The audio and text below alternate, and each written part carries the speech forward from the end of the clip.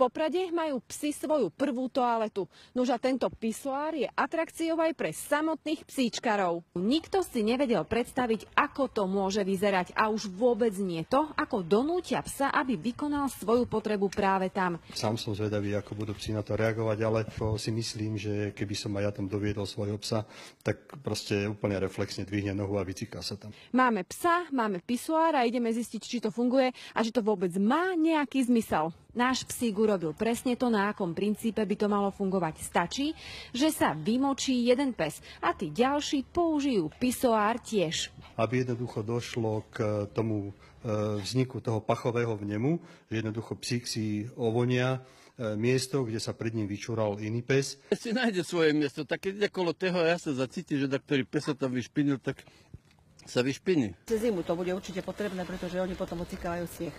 A to je také škaredé žlté. Asi sa dá naučiť rôznym povelom, ale taký, že cikaj, to asi nie.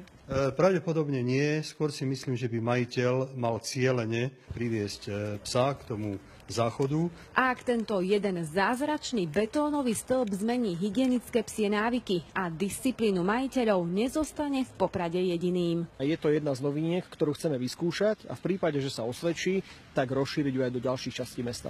Z Popradu Maja Pavlíková, televízia Joj.